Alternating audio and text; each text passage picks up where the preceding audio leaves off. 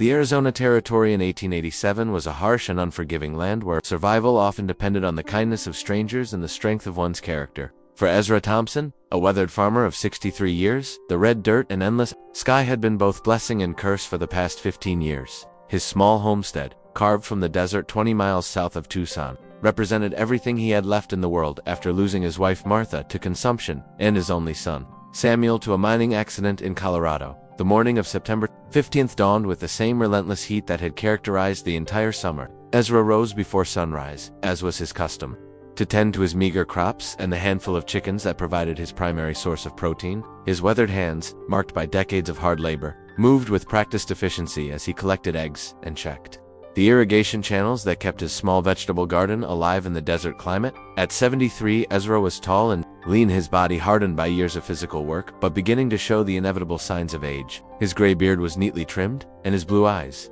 though faded, still held the intelligence and determination that had carried him through numerous hardships. He wore simple clothes-patched trousers, a cotton shirt that had seen better days, and boots that he had resoled himself multiple times.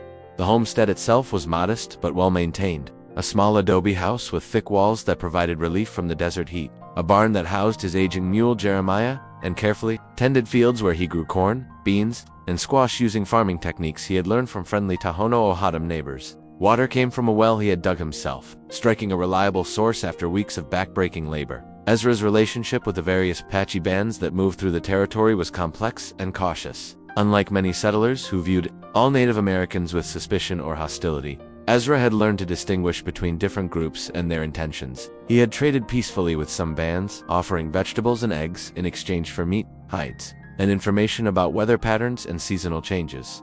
This morning, as Ezra worked in his garden, pulling weeds and checking the progress of his late-season corn, he noticed a figure approaching from the east. The heat shimmer made it difficult to determine details at first, but as the person drew closer, Ezra could see it was a young Native American woman walking slowly and deliberately toward his homestead. She appeared to be in her early 20s, with long black hair braided down her back and wearing traditional Apache buckskin dress decorated with intricate beadwork and knee-high moccasins. What immediately caught Ezra's attention was her condition. She was heavily pregnant, probably in her final month, and moving with the careful gait of someone carrying a significant burden. Ezra straightened up from his work and watched her approach, his hand instinctively moving to the rifle he kept nearby while working in the fields. Not from hostility, but from the practical caution that had kept him alive in a territory where tensions between settlers and various Apache bands remained high despite official peace treaties. The woman stopped at the wooden gate that marked the entrance to Ezra's property, her dark eyes meeting his across the dusty yard. She spoke no English, but her gestures were clear. She was asking for water. Her lips were cracked from dehydration, and Ezra could see the exhaustion in her posture. Without hesitation, Ezra set down his tools and walked toward the gate. He had learned enough Apache phrases over the years to communicate basic concepts, and he gestured for her to enter while saying "Dagati, come in her language. The woman entered cautiously, her eyes scanning the homestead for potential threats. Ezra led her to the shade of his porch and brought her a gourd filled with cool water from his well. She drank gratefully, the relief evident on her face as the life-giving liquid eased her thirst. As she drank, Ezra studied her more carefully. Her clothing and jewelry suggested she came from a prosperous family or held some status within her band. The beadwork on her dress was exceptionally fine, and she wore silver bracelets that indicated access to trade goods or raiding success. But despite her apparent status, she was clearly in distress, alone, pregnant, and far from any visible support. Using a combination of Apache words, Spanish phrases, and gestures, Ezra managed to understand that her name was AIYANA, which meant eternal blossom in her language. She had become separated from her band during a sudden sandstorm 2 days earlier and had been walking ever since, trying to find her way back to their camp in the Dragoon Mountains. Ezra's heart went out too. This young woman, in her vulnerable condition, he had lost his own wife during childbirth complications, and the memory of Martha's suffering made him acutely aware of the dangers that pregnancy could bring, especially in harsh conditions like these. The sun was approaching its zenith, and the heat was becoming dangerous for someone in AIYANA's condition. Ezra gestured for her to rest in the shade while he considered what help he could offer. His Spanish was better than his Apache, and he discovered that AIYANA understood some Spanish from contact with Mexican traders. Cuando nacerá el bebé? When will the baby be born? Ezra asked in Spanish. AIYANA held up her hands, indicating with her fingers that she expected the birth within the next few weeks. Her expression showed both anticipation and worry. She needed to return to her people before the baby arrived. As Apache women traditionally gave birth surrounded by the experienced women of their band, Ezra faced a dilemma. His mule, Jeremiah, was old and couldn't carry 2 people the distance to the Dragoon Mountains. He had no horse, and walking would be too dangerous for AIYANA in her condition. But he couldn't simply send her away to face the desert alone. As he pondered the situation, Ezra's stomach reminded him that he hadn't eaten since the previous evening. His routine was to have 1 substantial meal per day in the late afternoon, conserving his limited food supplies to last through the winter months. Today's meal was to be a stew made from vegetables from his garden,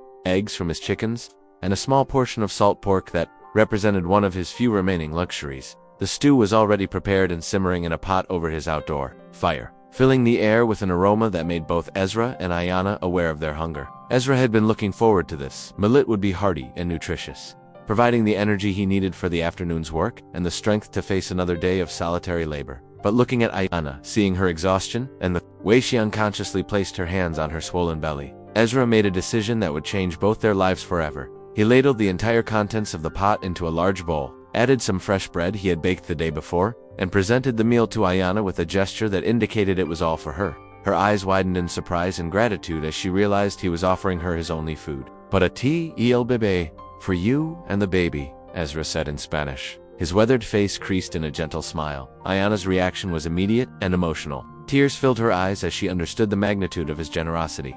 In Apache culture, sharing food was a sacred act, especially when the giver sacrificed their own needs for another's welfare. She spoke rapidly in Apache, words that Ezra couldn't understand but whose meaning was clear. She was expressing profound gratitude and invoking blessings upon him. As AIYANA ate, Ezra busied himself with preparations for her continued journey. He filled his largest water gourd and wrapped some dried corn and beans in a cloth bundle. These were supplies he could ill afford to spare, but he knew she would need sustenance for the journey ahead. While she ate, Ezra also studied his crude map of the territory, trying to determine the best route for AIYANA to take toward the Dragoon Mountains. The direct path would take her through some of the harshest desert terrain, but a longer route would follow a series of water sources that would be safer for someone in her condition, using sticks and stones. Ezra drew a map in the dirt showing AIYANA the route he recommended. He pointed out landmarks she could recognize and indicated the locations of reliable water sources. His knowledge of the territory, gained through 15 years of careful observation and interaction with various Native American groups, could mean the difference between life and death for her journey. As the afternoon progressed, AIYANA's strength returned with the nourishment and rest. She helped Ezra understand more about her situation. She was the daughter of a respected war chief named Naalnish, and her husband was a prominent warrior who is currently away on a hunting expedition. Her band was camped in a hidden canyon in the Dragoons, waiting for the men to return before moving to their winter grounds. The information about her family's status made Ezra even more aware of the significance of his assistance. Helping the daughter of a war chief could have important implications for future relations between his homestead and the Apache bands that moved through the area. As evening approached, Ezra faced another decision. AIYANA was stronger after her rest and meal, but traveling at night in her condition would be dangerous. However, staying overnight would consume more of his limited resources and potentially create complications if other settlers or military patrols discovered an Apache woman at his homestead. AIYANA seemed to understand his dilemma and indicated through gestures that she was prepared to continue her journey. The evening hours would be cooler for traveling, and she was confident she could reach the first water source on Ezra's recommended route before dawn. Before she left, AIYANA did something that surprised Ezra. She removed one of her silver bracelets and offered it to him as payment for his kindness. The bracelet was beautiful, clearly valuable, and would have represented significant wealth in trade, but Ezra gently pushed her hand away, refusing the payment. He had not helped her for profit, but from simple human compassion. In his broken Spanish mixed with Apache words, he tried to explain that her safety and the safety of her unborn child were payment enough.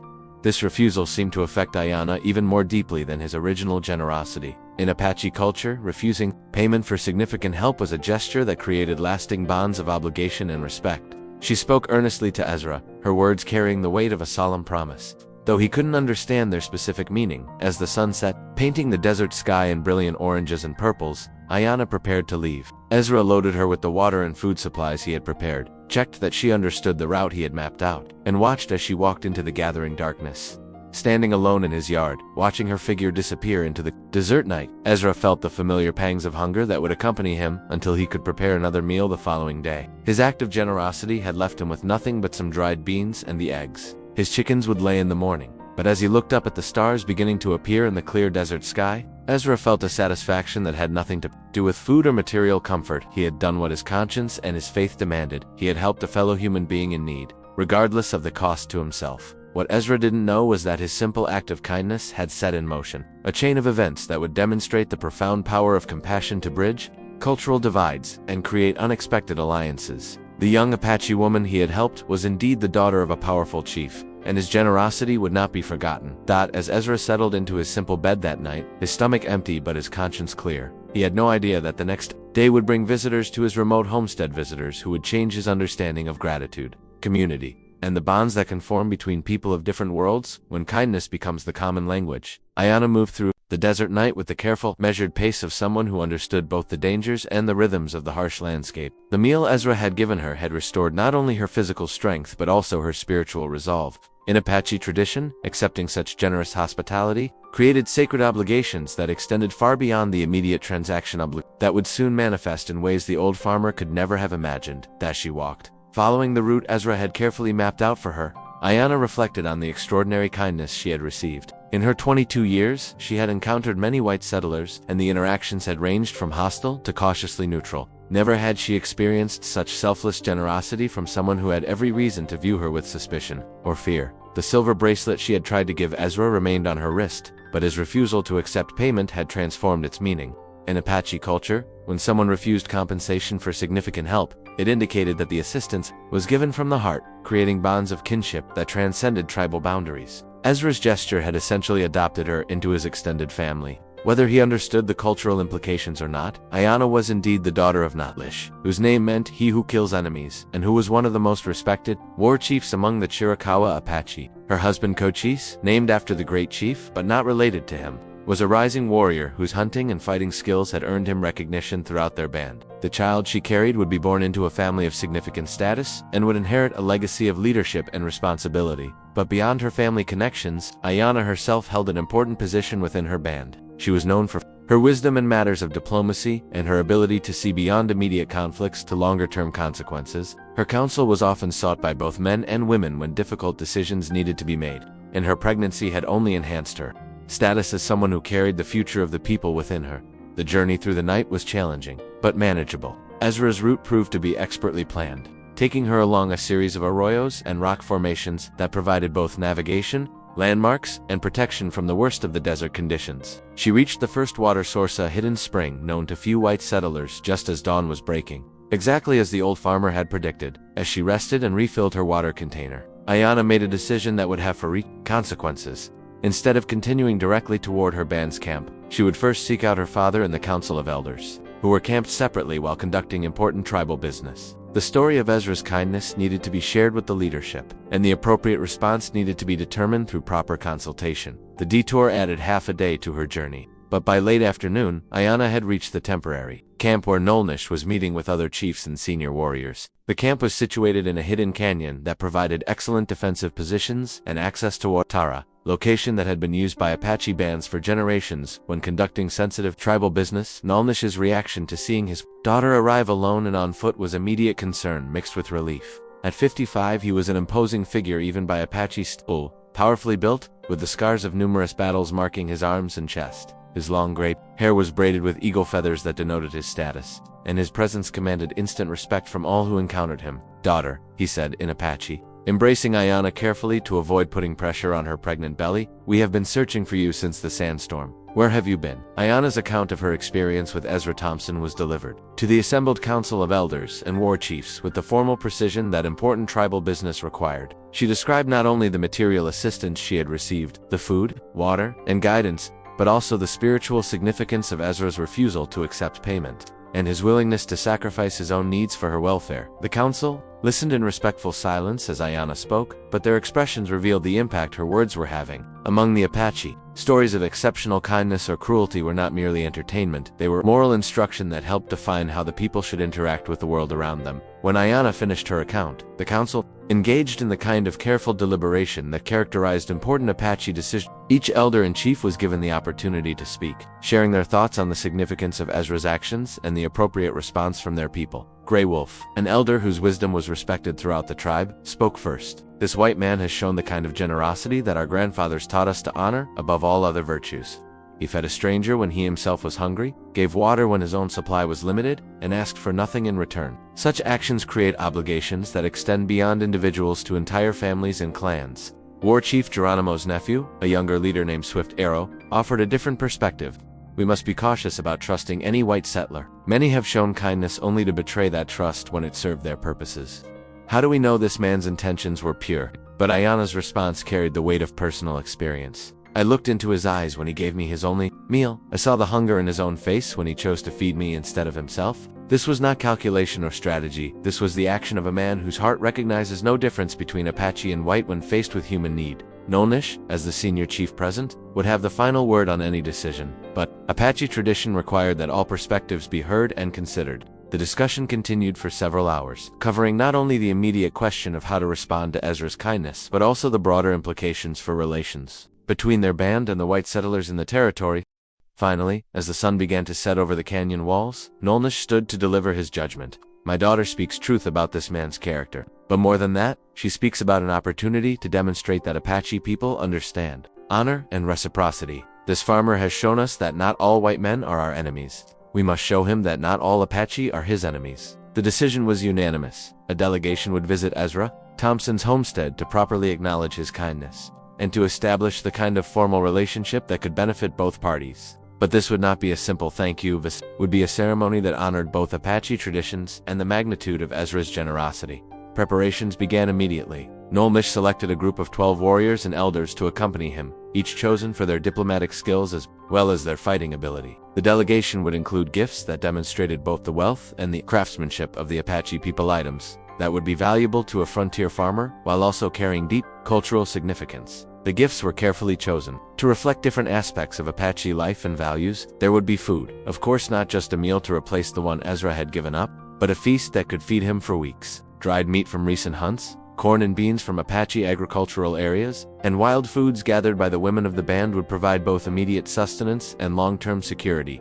But beyond food, the delegation would bring items that acknowledged Ezra as someone worthy of respect and ongoing relationship. A beautifully crafted bow made from mountain mahogany, arrows with obsidian points napped by master craftsmen, and a buffalo hide robe decorated with symbols that told the story of successful hunts and battles would demonstrate that the Apache viewed him as a man of honor. Most significantly, Naalnish decided to include a special gift that would establish Ezra's status as a friend and ally of their band. A silver medallion, crafted by Apache silversmiths and engraved with symbols that would identify him as someone under the protection of Naalnish's people, would serve as both honor and practical protection in future encounters with Apache warriors. As the delegation prepared for their journey, word of their mission spread throughout the band. The story of the generous white farmer became a teaching tale that parents shared with their children, illustrating the values of hospitality, sacrifice, and cross-cultural understanding that the Apache held dear. Young warriors who had never considered the possibility of friendship with white settlers began to reconsider their assumptions.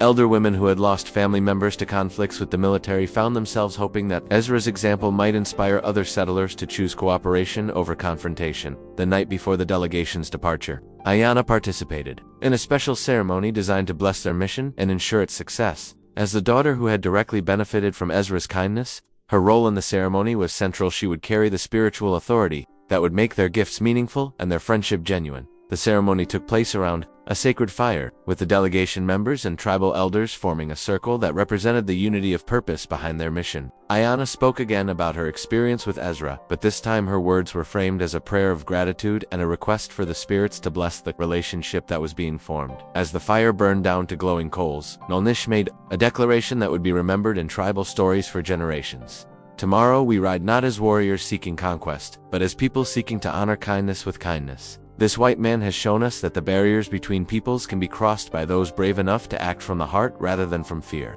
The delegation would leave at dawn, riding hard to reach Ezra's homestead by the following afternoon. They would arrive not as raiders or negotiators, but as friends coming to honor a debt of gratitude that could never be fully repaid, but would always be remembered. As AIYANA settled into her sleeping robes that night, she felt the baby moving. Within her womb strong kicks that suggested a child eager to enter the world. She placed her hands on her belly and whispered a prayer that her child would grow up in a world where the kind of kindness Ezra had shown would be common rather than extraordinary. What she couldn't know was that the visit planned for the next day would indeed help create such a world, at least in the small corner of Arizona territory, where an old farmer and a young Apache woman had discovered that human compassion could bridge any divide. The delegation's arrival at Ezra's homestead would mark the beginning of a relationship that would benefit both communities for years to come, proving that sometimes the smallest acts of kindness can have the most profound and lasting consequences. Ezra Thompson woke on the morning of September 17th with the same routine that had governed his days for the past 15 years. The sun was just beginning to paint the eastern horizon with pale gold when he emerged from his small adobe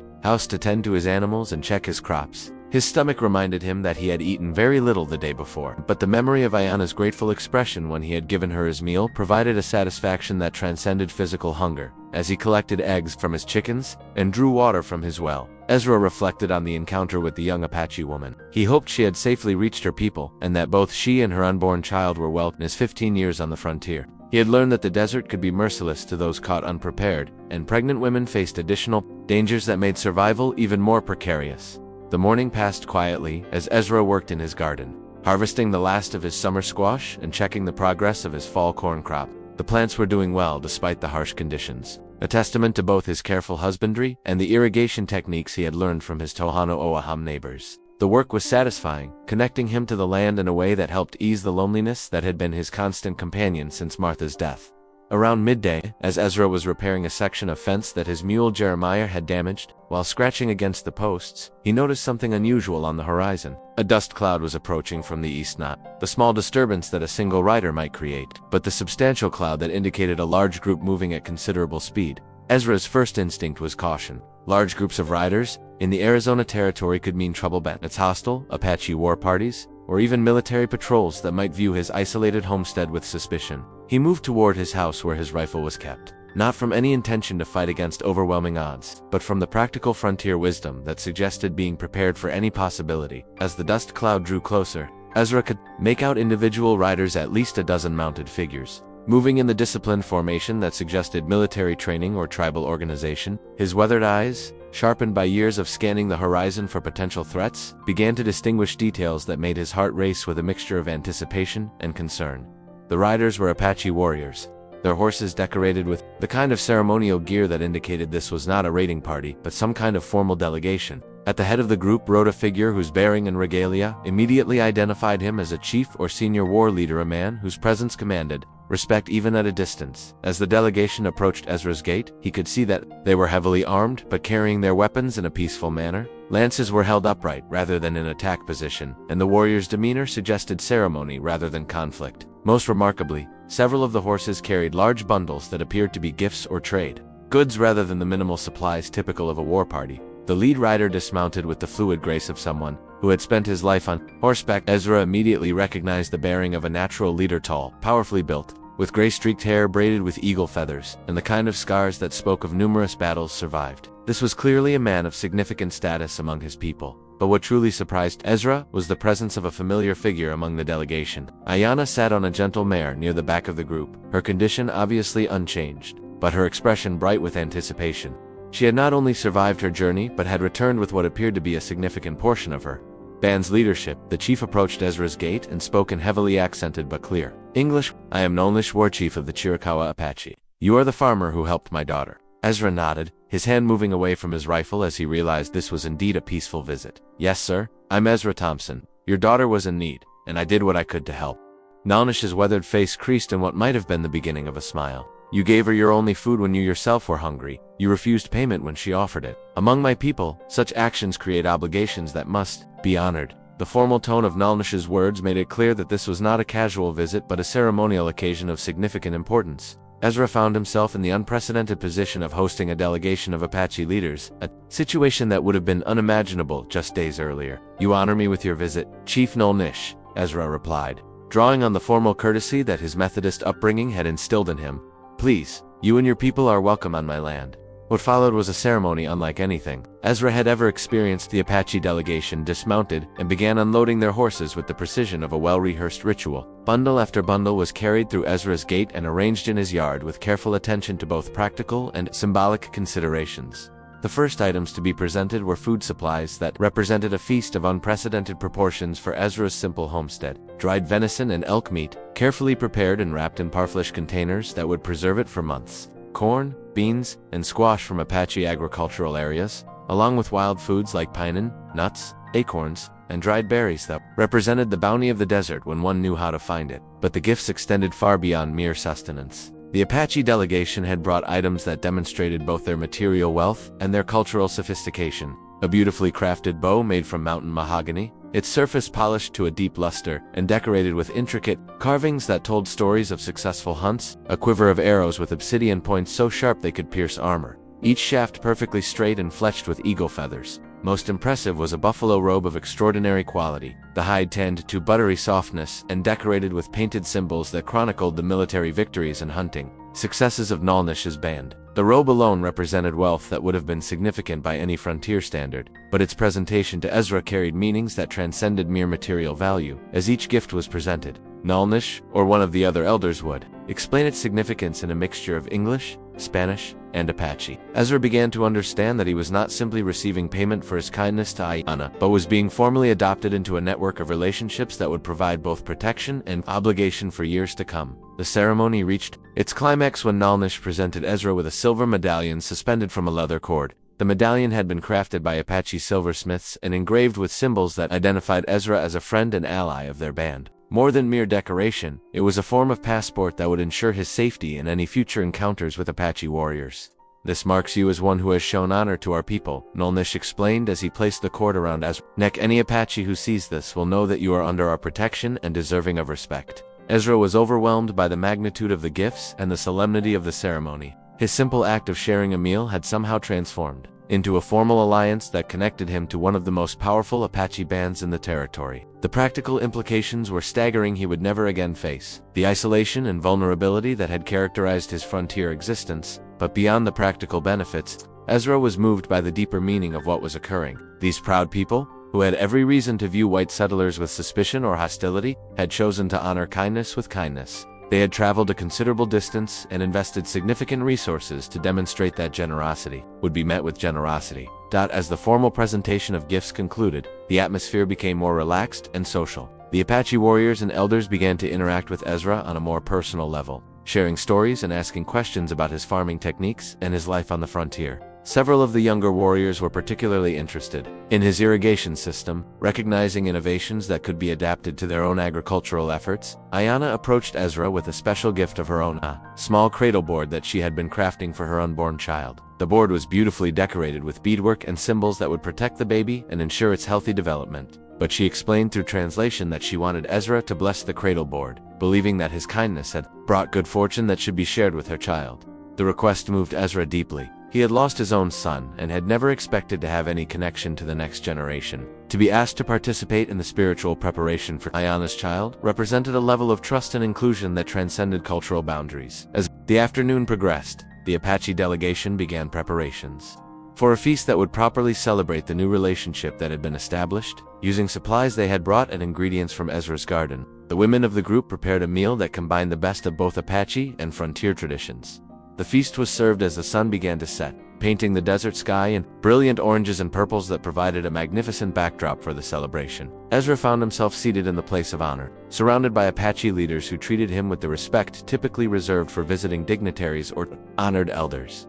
The conversation during the meal ranged widely, covering topics from farming techniques to tribal history to the changing nature of life in the Arizona territory. Ezra learned about Apache perspectives on land use, water rights, and the complex relationships between different bands and tribes. In return, he shared his own experiences as a frontier farmer and his observations about the challenges facing both Native American and white communities. As the evening progressed, Naalnish made a proposal that would formalize the relationship that had been established. He suggested that Ezra's homestead could serve as a neutral meeting ground, where Apache bands and white settlers could engage in peaceful trade and communication. Ezra's demonstrated fairness and generosity made him an ideal intermediary who could be trusted by both communities. The proposal was both an honor and a responsibility. Serving as a neutral intermediary would provide Ezra with protection and economic opportunities, but it would also require him to navigate the complex and often dangerous politics of frontier relationships. He would need to maintain the trust of both communities while helping to resolve conflicts that could easily escalate into violence. Ezra accepted the role, understanding that his simple act of kindness to a pregnant woman had evolved into something much larger and more significant. He was no longer just an isolated farmer struggling to survive in a harsh land. He had become a bridge between two worlds, a living example of the possibility for cooperation and mutual respect. As the Apache delegation prepared to depart the next morning, the gifts they had brought had completely transformed Ezra's homestead. His larder was now stocked with enough food to last through the winter and beyond. His modest possessions had been supplemented with items of both practical and ceremonial value that marked his new status as an ally and friend of the Apache people. But more than the material gifts, Ezra had received something even more valuable, sense of purpose and connection that had been missing from his life since the deaths of his wife and son. He was no longer alone in the desert. He was part of a community that extended far beyond the boundaries of his small homestead. As Naalnish mounted his horse for the journey home, he made one final statement that would guide Ezra's understanding of what had occurred. "You fed one Apache woman when she was hungry. In return, we have fed you for many months. But more than food, we have given you family. Among the Apache, family is everything, and you are now family." Watching the delegation ride away into the morning sun, Ezra stood surrounded by the evidence of their generosity and the promise of a future filled with possibilities he had never imagined. His simple act of sharing his only meal had created ripples that would continue to spread, touching lives and building bridges between communities for generations to come. The Feast of Friendship had established more than just a relationship between Ezra Thompson and Naalnish's band. It had demonstrated the transformative power of kindness and the possibility for understanding between peoples who might otherwise view each other as enemies. In a territory marked by conflict and mistrust, one old farmer and one Apache chief had proven that compassion could indeed conquer division. The end. Disclaimer: this story is completely fictional and created for entertainment purposes. Any resemblance to real people or events is purely coincidental.